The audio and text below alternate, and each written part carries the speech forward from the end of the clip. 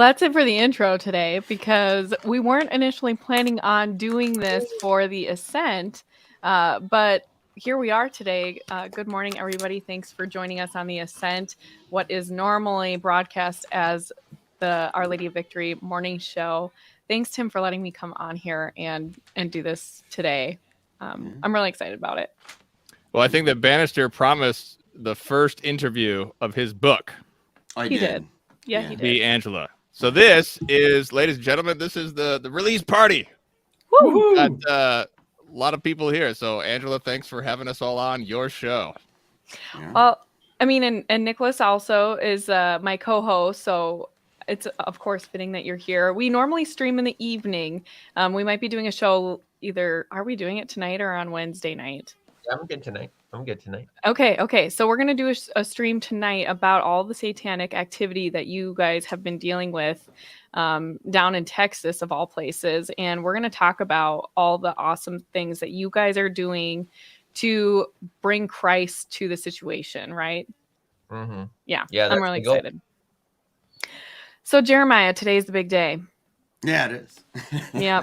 One of the big days. One of the big days. And Adrian, you have also joined us for this show this morning. How are you doing today? I'm doing great. I'm excited to be the peanut gallery. I'm excited to be the book reader, the fan here, the representation for the fans, I guess. So how you make the peanut gallery look good, Adrian. Thank you. Yeah. You do, buddy.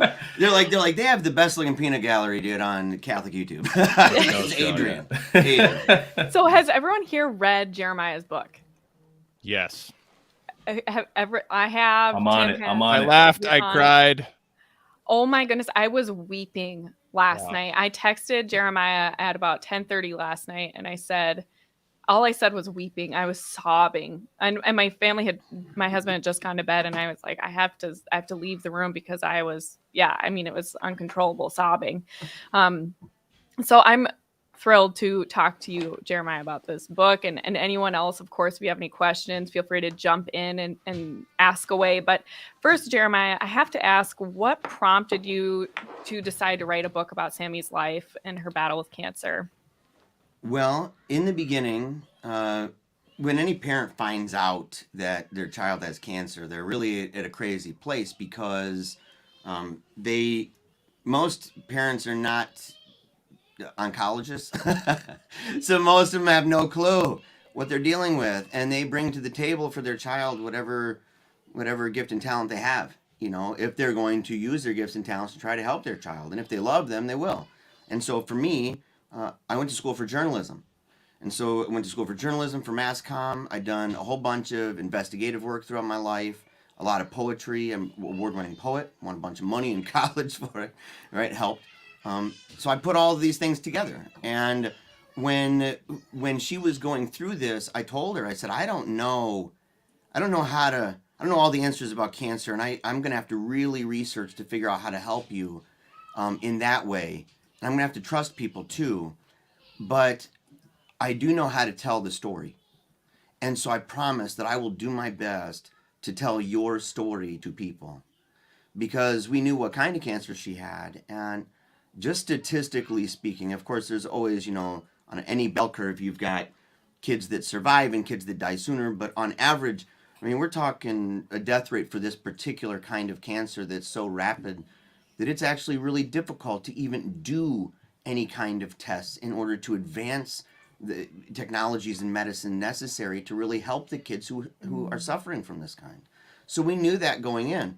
So I thought, well, I'm going to tell the story. And I knew that was the only way that we were going to be able to do certain things anyway, to get the message out there, to make videos about her, and to allow her to tell her story too, and to be where we had to be. And that was a big thing for us, to be there with people. So I was blessed beyond measure to be able to be part of that.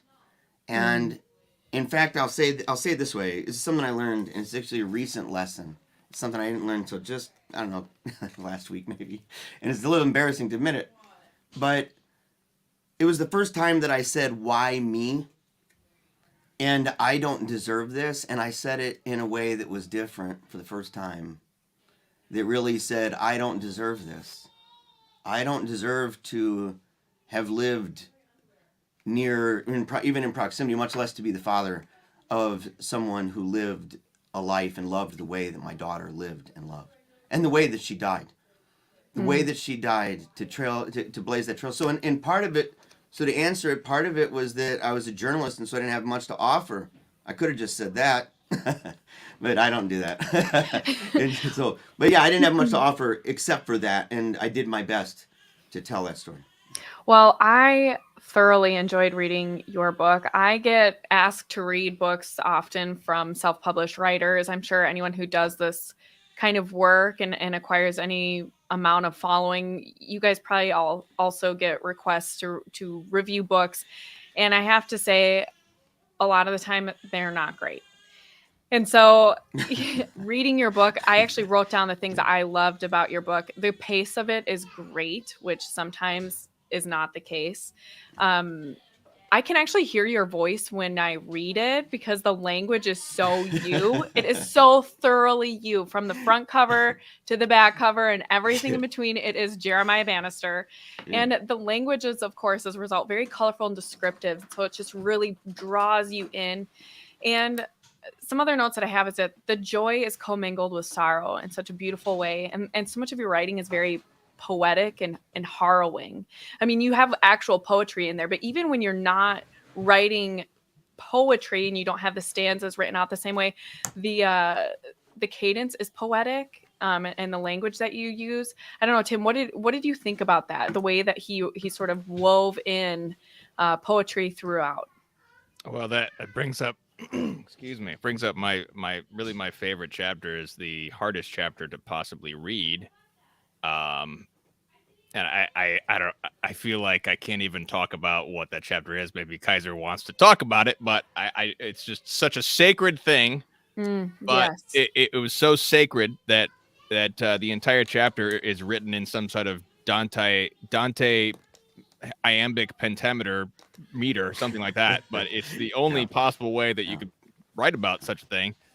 And it's really, it's hard to even describe how beautiful that is in the most powerful way. If you could pull up that chapter, pull up the Sure. very, very first page. Okay. It was amazing because all of those really extremely profound moments where you're wrestling are punctuated by this poetry. And it just is a gut punch. It's so powerful in the way that you wrote it. It sort of expresses the chaos that's going on in your mind and like stirring deep within this deep well that's in your heart and the depths of your sorrow. You're right, Tim. Like, I don't think that there's any way you could properly express that without this poetry. There we go. So, and I'm really glad that both of those are there. So that's that's what you see in the print, and you need the print. Okay. Yeah, get the book. Get the book. Just do it. And if you don't get the book, get the ebook. Right. And if you can't get the ebook because you can't, whatever the cost, contact Tim. Contact me. Just a special announcement from the publisher. If you the Kindle got messed up, I'm sorry. We'll fix the Kindle and we'll publish that. But if you want the ebook, you can send me an email at editor@meaningofcatholic.com. The ebook costs $14.95, and you can get the ebook on PDF. And we'll just send a PayPal to Jeremiah because I don't have it set up on the website yet. But email me for the ebook. Sorry to interrupt. Continue. No, but it was pull up the chapter. I want to show people. So that picture right there, there's a whole bunch of Easter eggs. One of them, so if you scroll up a little bit, little eatsies. Up. No, you don't have to scroll. There you go. That's fine, right there. So that's the kind of stuff you're gonna have to deal with. Mm-hmm. The one on the right, the one on the left, that's my sister. That's Aunt Curly in the book. She's also Phoebe Davis, the editor of the book, primary editor. An amazing woman. And there's so many stories just with her. I wish that I had thought in advance to even just document the writing of this because of the craziness surrounding it. And on the right-hand side, that chapter is discussing the final moments of my daughter's life. And as you can see, my sister and my mother were in the room.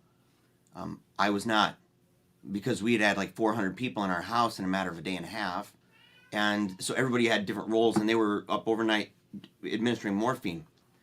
That picture right there was taken at the very last time that her heart beat. It never came back. And if you scroll down, you'll turn the page from that. That's what you'll see. And you'll scroll down. So when you go to the next pages or whatever, so 234, 235, I don't know if we're, here we go. So with that, that's the next page, and that's, the picture was taken from the room where my daughter rested. And that is the TARDIS in the backyard. And so that picture next to it, on the right, is when our family was notified. I was the first one notified, and I ran down the steps. That's the chapter of me going down the steps and coming down to this place where people knew that my daughter had passed. And that picture, so that, I mean, just the beauty of even those two pages together, that balance of these things, this terrible, torturous thing that she's dying, and yet this beautiful and simple picture of a light atop a TARDIS at the break of dawn, kind of thing. And then the next picture is at the break of dawn, a family mourns, and that their eldest is beautiful in blue. And if those pictures, go back one more time, because people have seen that. Now go flip the page again. Because these are things they have not seen. There were about, I don't know, 40 different videos or 50 different videos that people took during the last days of her life. She was in a coma when we brought her back from Beaumont. That's on the east side of the state. And we brought her back, and she was in our home in the room I'm in right now. You can see that picture on the left. That's my mom and my sister, my former brother-in-law, and he's there at the bedside there, and taking care of her. She'd already passed. They were tending to her in that way. And the one next to it, we robed her in that Technicolor blanket there, and robed her, and I carried her. She looks very firm because she was in rigor. I've never seen anyone that close who wasn't embalmed, you know. And that was a really hard chapter to write for me. I kept trying, and the biggest problem is that, as you can go back to all of us here. So the thing is that I had to figure out for that chapter, and this is really, I want to say this, I'm really glad you brought it up, because it stands out like a sore thumb. Because you have this book that has a certain writing style and a certain cadence and flow, and all of a sudden, boom, you get to this place, and she's gone, and it's the first chapter where she's gone, and it's this poem, and it's in this weird meter and rhyme scheme. And the reason I did it was, and I've said it before, but I'll say it again, because I think anyone who's read it felt it, and that's that there's no rest when you have your dead daughter in your arms. You don't take a break. You don't take a smoke break and pop a squat for a brunch or something. You know, you've got your daughter in your arms, and she's gone, and you're carrying her in rigor to the hearse outside in front of your home, surrounded by the sounds of your kids mourning and friends weeping. To write in a normal way with periods and commas like I do, and anyone who helped edit is like, oh, you don't even know. It's worse than you know. This is like this guy. We had a lot of editing for this dude, right? But there's a certain flow that I have that provides that poetic rest, right? That Mary had a little lamb, her fleece was white as snow. That roses are red, violets are blue. I love my wife, she loves me too. that sense of completion at the end. My writing in chapter after chapter is packed with it, but I couldn't have it there. And the only thing that I could possibly find was this really obscure, archaic, and very extremely difficult, because it's probably autistic, way of writing a poem. And I did it the best I could. And there'll be snobs out there that'll say, well, there was a certain number of syllables. I don't care. I had to I had to cloak it. I had to somehow make it so there was distance. And yet at the same time that in a weird way, that distance allowed me to just ramp it up to 11 and say, I'm going to get real raw with everybody right now. And I'm just going to just lay it on the line, because the truth is, the one thing I heard over and over and over in every interview that anyone's ever heard with me, and every conversation that any of you listening have probably ever had with me about this topic, you probably said it. And that's that you can't even imagine what it must have been like. Now you'll be able to. And you're going to cry with me.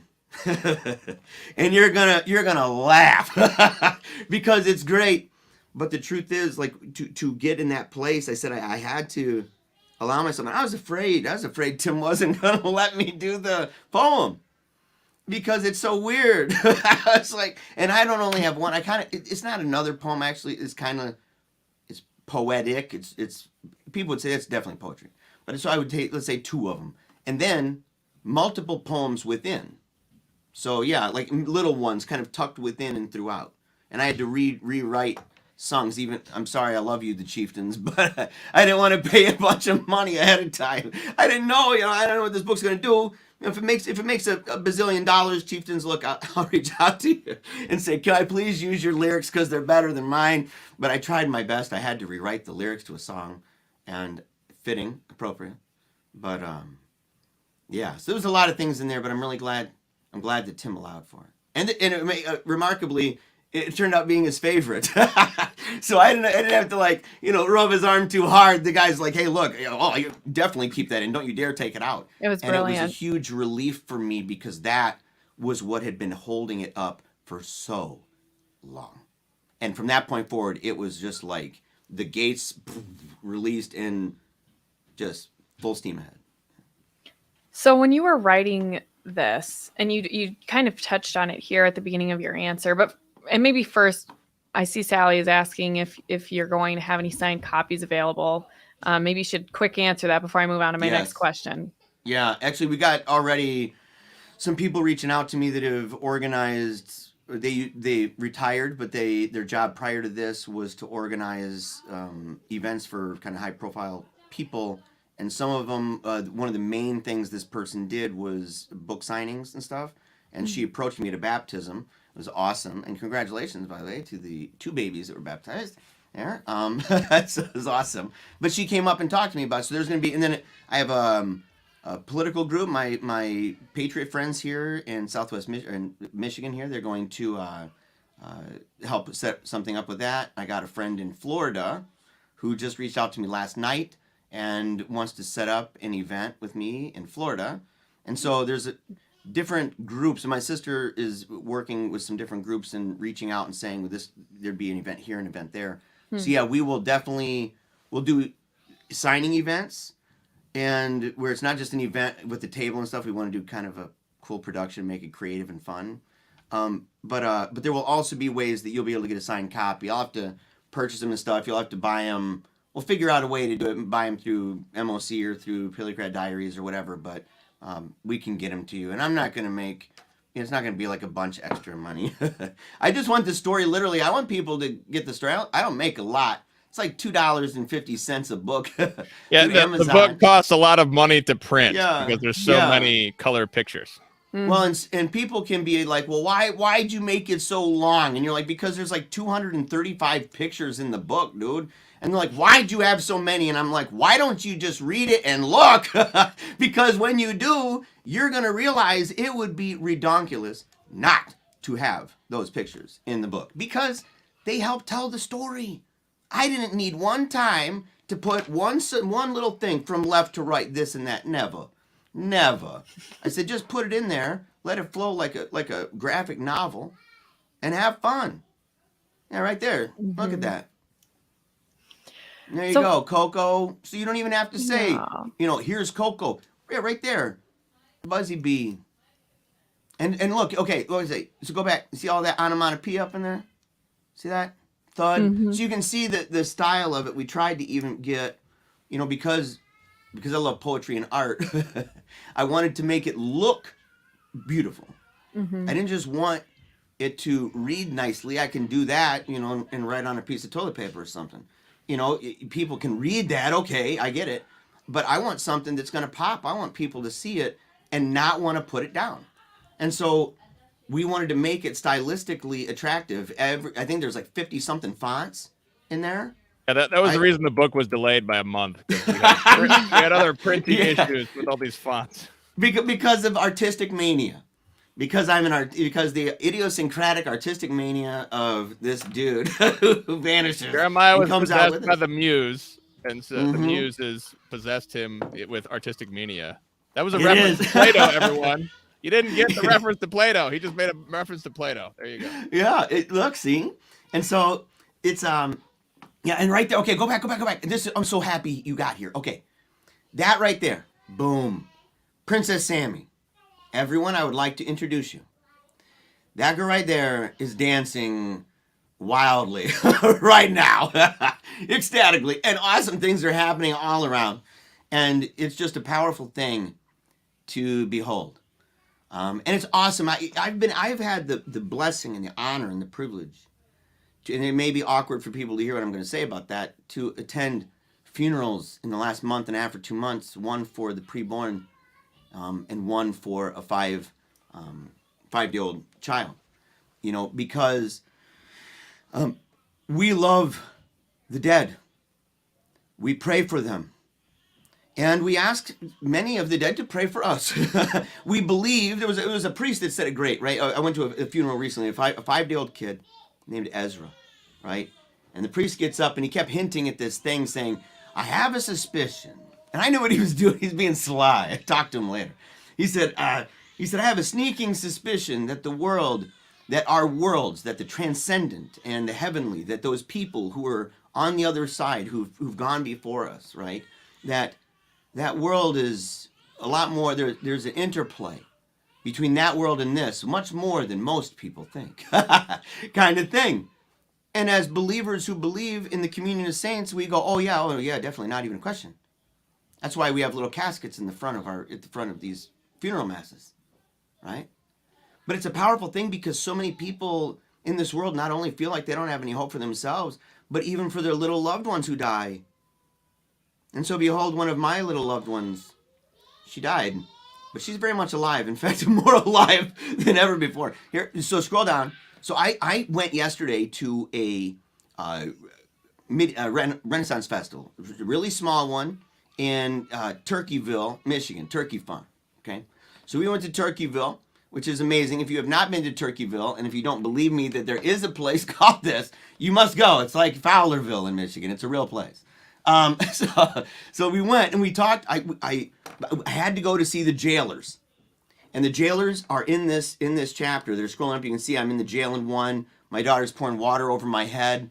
The story in that, I showed some of these people yesterday who were there, and I had not seen them in a long time. And there's a mix of people. I mean, you go to a Ren Fair, you know, you're going to have, and actually that whole story, it starts out with me starting out saying, I don't want to be here, get me out, right? It's weirdos, bunch of weirdos up in here. And then it turned into that.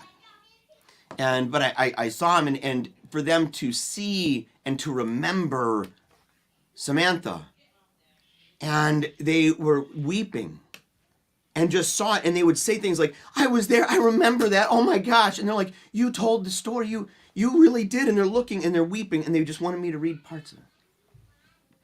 And it was so powerful to see, because it was a beautiful blend of tears and laughter. And I promised, I had one person so far who was nervous to read anything about it, because she said, I read your stuff back when Samantha was alive and you'd write about it. And Jeremiah, I got spooked. I couldn't even go to your channel anymore. I couldn't even go to your page because it was so overwhelming. And it was so sad. I couldn't take it. And I'm scared to read your book. And I said, whoa, wait. The joy of the Lord is my strength. It wasn't back then. I was happy and I laughed, but I didn't have the joy of the Lord. I could be hopeful in the sense like, I'm going to try really hard that my daughter's not going to die. But why? Because if she died, that's it. There's no more. She's worm food in the ground. That's it. I don't believe that poo-poo trash nonsense no more. No more. And it was through this and through children. It was through children and through pain. And this is why it's great, because I went yesterday and at this place, and I won't say her name because I hope she's watching, or that she will, because she'll hear my heart in this. A woman I'd never met in my life. I go to the Ren Fair. We're getting stuff out of this treasure chest. Some lady, I'm dressed up as something. I don't know. Right? She's like, hey, come and get the treasure chest and stuff. We go. And she knew Samantha. And she's talking about how, she said, well, there were so many people from all different perspectives that came and followed the story and stuff. And she said, like, I'm a Christian. She said, but my friend, she said, I brought my friend today. And she said, and she's a pagan. And that woman looked at me and she said, and I don't believe in God because God took my daughter. She was only 16 and she was perfect. Mm. And I looked at her. And it didn't even take half a second. She couldn't look at me anymore. And I said, it hurts so bad, doesn't it? It just hurts. Especially when you're alone. And I got between her and everybody else, and she started like weeping like bad. And I was like, it's okay, it's all right. And it was like dealing with an animal like that's been hurt bad, somebody that's been wrecked. And I sat there, and she said, I just don't. And she's like whimpering. She's like, I don't understand why. And I said, I don't have an answer for you. I cannot tell you why your daughter died. But I can say that I believe in the kind of God that, for no better choice of the description, is a lot like Aslan, that he can jump and land in the darkest and in the most painful places that we all want to flee from. And when he lands and roars, fields of flowers come bursting forth. And I said, and the only way that you're able to cry with me right now is because you suffered so bad. And I said, but that means you can be there for others like I'm here with you. I said, I don't understand what you went through, and you don't entirely understand what I went through, but man, we're hurting bad right now, aren't we? I said, but I have to believe that this world is made in such a way that even and especially the hardest and most painful things not only make sense, but that there's something remarkably good, something somehow that good can be made, that nothing will end and just say that's just purely rotten. There's nothing that can be seen and say that God had an idea and that suffices. And I told her, I said, and let me be clear, I said, I need to stress this. I said, because she said, well, if God is this and if God is that, then there's no way. And I said, oh, amen and amen, I say to you. I believe that. I said, because there's a couple ifs in there that make that God really fake. That God's not the real one. That God is like a fake one that somebody made up and told you about. I said, the real God isn't the lemon drop lollipop Jesus that's your homeboy. I said, the real one is one that makes mountains move. Mm-hmm. And there are fires, massive pillars of fire, and things like that, and whispers, and quiet places. I said, that's the real one. And the real one sent his son. And I want to say this, I should have said it then, and I want to say it to other people, I've said it before, because the pain in this book is really bad. And you're going to read it, and people are going to cry, and they're going to do, holy cow. And you're going to think of your pain in your own life and the stuff you've gone through for yourself. And I just encourage people, as bad as it was what I went through, there was a dude in the room right next to Samantha that was going through stuff even worse with his son. And so when people say, I can't even imagine what you're going through, can you imagine that I've said that to people? We should all be able to say, yeah, I can't imagine that, as hard as it is. And the reason why is for this reason. I said, when you get mad in this book and all this stuff really gets you riled, and you start thinking of all the reasons you're angry at God yourself, and all the people that have been taken before their time, and you wish were still here, get mad. Get mad, foaming at the mouth mad, grinding your teeth mad, slamming the ground mad, And when you finally scream and cry out to God and say, why? How dare you, God? How dare you allow this happen to me? The moment you do that, and you're on the ground foaming and shaking like a wild dog, look up at a crucifix for a second and be wildly and wonderfully ashamed. Because you ain't gone through jack. And so every time you cry real hard, don't get focused on the wrong place or you'll get lost. And you'll get lost in a really dark spot because despair's there, because that's man. That's just flesh and blood and bones. But if Jesus is in your life, then those kids are not rotting in the grave. Those kids are in heaven. If you believe in God, you have hope. I can hear it now. Well, wait a second. Asterisk that in this. I get it. We'll debate that. There'll be plenty of that. Believe me, there'll be a lot of people debating stuff I say. It happens. But that means that when you look into the dark, we can at least agree on this, that no matter how dark it is, we can say with King David, I could make my bed in hell and you're still there. Where could I possibly go? I could lose my daughter to cancer, you're still there. I could lose my 5-year-old kid, you're still there. I could lose my preborn, you're still there. And I know some people, I know one listener right now, a really important person, I won't even say her name, some in this show will know. Some can lose 2 preborns. And God is still there, and to God be the glory forever and ever. Amen. Because it didn't happen to us first. But we have to have hope. And so I said it earlier, like Angela said it great, there's like this blend of things, like, you're going to cry, I'm crying. But I'm also chuckling a little too. Because it's really cute and adorable. And because how can I be super sad when I'm surrounded by life? And how can I be super sad? I don't have to trick myself. I don't have to, and I want you to think. You don't have to trick yourself into believing the false gospel that all we are is worm food and stardust. That's a false gospel. That's a weird mythology. It is. And it's one that doesn't bring hope. Not even a reasonable hope. It's just here today, gone tomorrow. You opened your eyes to this marvelous place. And then you suffered and died. And it makes sense of that whole they shoot horses, don't they? And that's a tough thing for families going through cancer because you start thinking weird junk like that. And When you can I ask go you ahead. can I ask you what it was like to comb through so much of Sammy's life? You talk about it in the book as being in Sammy's orbit, and I just can imagine how hard it would be to be so immersed and beautiful at the same time. Like I think about some listeners may or may not know, but my sister died suddenly in a car accident several years ago now. But going back and combing through her things and wanting to hear her voice again or hear her laughter. And there are so many things that I look at. I actually have a picture right here of us from when we were kids.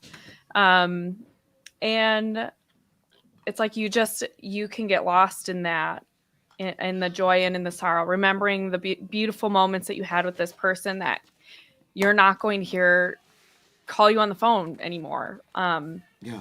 It took me years to stop having that instinct of wow, I haven't talked to Paige in a long time, and just like waiting for the phone call. And what was that like for you to be so immersed in Sammy's life, to be back in her orbit in that way? That is a huge question. That's actually why I wanted you to ask the questions. Because you had shown numerous times to ask these questions that are actually like, they could burst in a bazillion directions if I just listen close. And I wanted to say this first, going through those things, the obvious things, it was really hard. Like, people don't want to go through them. I think I went like months, right? I didn't want to go through anything like that because each one of those little objects are going to be packed with memories. And if they're not, I'm going to be sad that it's not, right? So I was reluctant to go through that. And when I finally did, it was like, it was really tough. But it was a cleaning in general. It was part of a broader thing that was taking place generally in our lives. But I want to say something that I haven't said actually about all that, and that is that when I started going through all of that, and even the chapter talking about in the book, it's really a chapter about going through everything for the book in general. It's actually like a microcosm, macrocosm of the whole book, a little snapshot, a little bit, and how painful it was, and how there's this haunting question, and it gets back to what we were just talking about, and that is the question somebody asked me: do you still feel Samantha? And no matter all the objects I went through, no, I felt emotions, not her, right? And that was a tough thing. That was really hard. But the more I did that, it opened up new wounds in a way, because I began to see not only more things about her, including things that were like devastating to my heart, but also things that she felt and she talked about, and it was just devastating. But I also saw things about myself and like pictures like that, like the people who were with me, where was I? Because in that moment, you can see I'm tucked in there. That's her teachers and stuff, her principal. It's the one with his arm around me right there. And that's the day before she died. Second to last day right there. And that's people from school. But as you can see, what I'm looking at and the emotions that I'm going through, it's easy to have horse blinders on and to not even recognize that there are other people there. And what I noticed throughout the book is I didn't see a lot of people. And in many ways, I didn't even see her. I was so wrapped up trying to save her that it's like, when Jesus says you're people, to play on the words with that, you get so caught up trying to save somebody in the flesh and saving their body that you forget about a soul. And Salah on that for a minute, because it's one thing to say that, and that's like, wow, that's a lesson. It's another thing when you have to look down at a headstone in the ground, and that the one in the ground is the 12-year-old version of that. That's her. And so it was really hard to go through, but it helped me see things. And I think the hardest thing was seeing myself and seeing the blunders, the folly, the things that I did, the mischief, that is straight up bad stuff. I mean, if there's one bad guy in the book, I'm kind of the bad guy, I'm not the best dude. I don't make myself some like great hero guy like I'm a saint. That'd be a really fake book. I had a lot to repent for.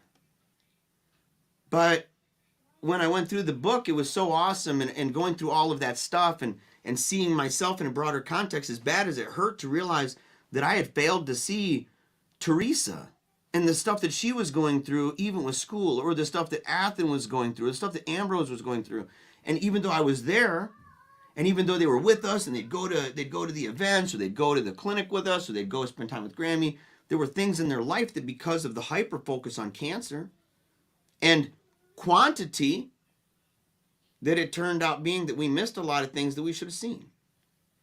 And that was a lot of crow for your boy to eat, because I'm the dad and these are my kids. And these are their most formidable years, and they're already in this cataclysmic thing. And on top of that, I didn't see or hear them. But that gave me an opportunity to address that in my life and to make myself better, to ask God to help me in those ways. And then to go to them individually, my kids, and to tell them with tears in my eyes, just, I love you. And I saw them in ways as a team that I'd never seen. And by the way, the story right there, that woman in that story, Kathy, that's one of the most powerful moments for me, like seeing her. Like when you see other people in the story, like for me, that moment where she's racing around the room and taking that picture and wiping her tears, it was so intense. Everything. And we were running out of time because Samantha had to she was falling asleep.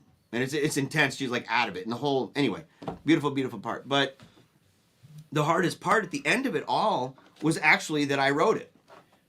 Because, and you'll understand this, you have a picture, Angela, you have a picture on your and I know I'm seeing the time, 10:45, Mhm. 10:47. That you have a picture of your sister, right? Yeah, I'm There are no looking new at it. Yeah. pictures. There are no new pictures. Get both There of are us on none. the screen. Yeah, I want to see you. So there are no new pictures, right? Yeah. Right. So Yeah. all of those things that you ever did are locked in time. Those experiences, you will have no new ones. There will be no no feet coming down the steps anymore, or the sound of the knock at the door that you know it's her. Mhm. That ain't happening. But it's different because she is there, and we must believe. We must have hope. Yeah, And I absolutely agree, and I just sort of think it makes me think of how your story continues after Sammy's death. And again, like everyone needs to go read this. The story of her death is so profound, but it doesn't end there. Like you continue on, and all of a sudden God is sort of pricking your conscience and working through your children to bring you home again. And you're what you've been saying about if God isn't real, then when we die, we're just worm food. And you go to Sammy's grave, and I bet you feel even more strongly than I do because she was your child. But you go to the grave, and I described this to you last time after I initially interviewed you on my own channel, Integrated. Um, but you go to the grave, and you know that her body is there. And that's like physically the closest you are going to be to her. And there's a way, it's like you want to just melt into the ground and like lay there and just lay beside this person that you love so much. And like that's the closest physically you can get until we get our resurrected bodies again. Right. And so I just love that to see the transformation in your book. You don't get totally into the moment you really go back to confession or everything, but you end your book on such a positive, light note where there's this resolve to come back to God, and it's so much rooted in realizing that Sammy's not worm food, right. and you can lay And next to having her to body. grapple. Yeah, and having to wrestle with that. What does it mean? What is our purpose? What is the afterlife like? And is there more to this? Is there a reason why my kids are coming to me and wanting to talk to God? You know, Right. Yeah. it was just such a powerful thing for me to read, and I'm so grateful that you shared that part of your story, because the story doesn't end when our loved ones die. Oh, absolutely. Well, and that's the huge thing, was because people were like, "Oh, you should make it 2 books," and I thought anyone who reads the book, if you end the book either at where we carry her out or at where we're at the funeral, it doesn't matter. Those would be the 2 only logical places, really, where it would end if it was that way. That would be the most depressing book in the universe. Yeah. That would be, you would end it. It would be like that stupid movie where the people are stuck out in the ocean and the sharks are swimming around and the helicopters come and nobody's there, everybody's dead. It's just the end. It's like, what is this crap? And I said, I'm not writing a book like that. No. And then at the end, they stuck her in the ground and the worms ate her. No. What? No. Because these things are harmonious. These things are together. Because there's no separation of God and cancer. That was a huge thing we did these things, God and cancer. And you can't. And because you can't separate God from this stuff. Right? The question's just, it's just there. And I want people to rest assured about something, because this interview is happening on a show with people who are very strong advocates of what we do, right? Very strong positions. This book may startle people because it's not preachy at them. I don't tell people, you go become Catholic right now. You go RCIA, right? Like, I don't do that. In real life, hey, by the way, dude, become Catholic, please. Like right now, go find RCIA, go find a parish. They're open, right? Go find some priest or something. You got to go get it started. However, in this book, I'm not using my daughter and our family as a tool to try to get people to win them over to anything. I tried to tell the story because that story tells enough. I don't need to do anything. I just simply tell it and just say, that's what happened. Here are the people. Here's what God did. Here's where we are. And if you want to talk to us about that, that's fine. Right? But I know there are going to be people that are going to say they wish that I was more hardcore. And I know for the apologists out there who are going to read it and be clever enough to recognize that, yes, in fact, the apologetic method advanced on Paleocrat Diaries is championed in this book and in every book that's coming around it. So good luck. So you say, well, how are you going to get out there? And you say, well, the Lord already is doing the work. So already just blam. So because that's what brought us back to God. So I don't even have to force that. I just tell the story. And bada boom, bada bing. The questions and the considerations and the arguments that led us back at the end of the day, which were the final straws, everything else was prayer guide in the way. That's how we were able to live in this weird bubble where somehow all these amazing things are happening. You know, like we were surrounded by it, right? But anyway, that's all in there. And so, yeah. Well done. It was such an honor to read, and you're right. I think Tim used the word sacred to describe reading Sammy's death, and it truly is. I think death is sacred, because it's redemptive, right? Like we've conquered death. Jesus Christ has conquered death for our sake, and yeah, it was just such a pleasure to read it, and I'm so grateful that you allowed us to read that and start off this kickstart of the book party, encouraging everyone seriously to go buy it. I am not kidding. This book is absolutely phenomenal, and I'm not just saying that because Jeremiah is my friend. I promise. And I barely paid her anything to say. He didn't pay me. I didn't pay her hardly anything. Tim, do you have anything that you would like to add? Because as the other person that has like finished and read the book, you are the editor. You are publishing it on Our Lady of Victory Press. What are your thoughts? It's really just. There's nothing to add to what Bannister just said and what the book tells. I mean, you just need to read it and experience the book, experience the story for yourself. Yep, Fantastical Mania. It's incredible. I love it. It was so good. So anyway, thank you so much, and thanks to everybody who has joined us today to hear more about Jeremiah's new book. Thanks, Adrian and Nicholas. Do you guys have anything coming up on your own projects that maybe we can get out there quick? And Tim as well, you too, Jeremiah. Let's start with Adrian. I just wanted to thank Jeremiah for writing such a personal book. That's I'm sure it wasn't easy at all to write anything like this, and just it's very moving to hear. Just the process of writing it, and so thank you for letting us into your life in that way. It's a real privilege. I want to send this to somebody who I think this will help a lot. So I think this is it's a very particular way of helping people. So thank you for that. Otherwise there's just everything pales in comparison to this conversation, but just working on some secret projects, just some stuff going on behind the scenes. So Adrian is a CIA agent with me. Yeah. By the way. Yeah. Is he at the TLM watching people? Yeah. Are you a plant? What about you, Nicholas? Man, honestly, yeah, I'm kind of lost for words, which is pretty rare for me. If anyone knows me in life, they'll know I'm a talker. But honestly, he's an OP who's been struck dumb.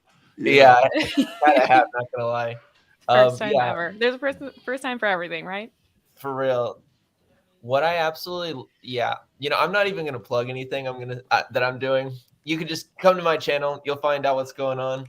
All I'm gonna say is, Jeremiah, thank you so much for going to places that most people just don't want to go, because, and I mean this from the bottom of my heart, like what I loved so much about your presentation, and I know I'm going to love so much about your book, is that as you surmised it, it doesn't end in a life of despair. Like ultimately joy is the fruit of charity, and joy is not, this kind of fleeting, happy, meal bliss, if you will. It's something substantial that can never be taken away from you, unless you give it away. You know, it's up to you, but it's something that's given. And what I love so much about this book, from what I've heard and from the little bits that you've read to me, is that you have that joy, which is a testimony to everyone who's going through anything that's hard, that God is real. And I just want to thank you for that. It was a true honor and a privilege to hear your presentation this morning. Thank you. Yes, man. It's always a pleasure to hear yours. So I'm glad to be back, man. I'm glad to see your face, homie. I've been gone a long time. People are like, I think he vanished. And they were going to make a movie like, you know, as Pauly Shore dead or whatever. They were going to do that about me. And I'm like, don't do that. I'm here. So it's good to see you, man. Does anyone else have anything left to add? I don't want to, I'm not going to plug anything of my own either. Jeremiah, where can people like continue to follow what you're doing with She Danced Me a Story? Right here. Right here on Meaning of Catholic. Right here. Don't go anywhere. Make sure you subscribe, right here like, at Meaning of Catholic. hit the bell. This is where it's about. This is where the business is happening. And so people got to come here. And they have so many good reasons. Just look at the screen and behold a number of them. They're fantastic people. They love God. And for all the mistakes that they make and all the... I mean, look, let me get a good count here. 4 of the 5, the other 4 on the screen, are wrong about a lot of things. I mean, I'm right, they're wrong, but I still love them. But no, look, they're generous and they're humble and they're kind and they're my friends. And they've been so supportive. And this is such a cool apostolate because we really are trying so hard to show that there's a better way and that we can do this. And I'm all in. So yeah, if you want to find, now you'll find some stuff at Paleocrat, like every once in a while, if it gets too wild and crazy, the Wolfpack chat, all that. But if you really just stay here and see links and descriptions and stuff, and I'll be doing more, and I'll talk to Tim so that whenever there's interviews and stuff, I can coordinate with the different people and we can make sure that a lot of them get put over here too. So it'll be good. If everyone else could do us a favor and share this on your favorite social media channel, more people need to hear this story and hear about this book. We want to push this out as far and wide as we can. Everyone needs to hear and read about Sammy's story. It is such a gift. Thank you so much, everybody. There's one more thing. If anyone, and look, I mean this, if there's anyone that would like for me and my family to come into a signing or anything like that, or to come to a presentation or readings or anything, just reach out to us. We would love that. And you can do that at paleocratdiaries@gmail.com. We can put that in the comments or whatever, paleocratdiaries@gmail. And we can set it up, and it's super easy. I know people sometimes it's a lot of money. You know, I'm not one of those guys. I mean, literally, I think I said it before, but I'll say it again. If you can pay for the train ticket or you can pay for the bus ticket, I don't care. I'll go. And I'll eat peanut butter and jelly sandwiches. Get your grandma to make me some peanut butter and jelly sandwiches and give me a pup tent, and I'll sleep outside because everybody's going to have a little bonfire outside with me anyway, and your neighbor's going to bring his guitar, and we're all going to sit up super late talking about Jesus late into the night. So just give me the ticket and I'll go and we will talk about Sammy and the Lord. And you'll buy books and everything else. Just do it. Reach out to me like right now. I love you guys. Thank you so much, Jeremiah. Thanks everyone for joining us for this special morning edition of The Ascent. We'll see you soon. God bless you.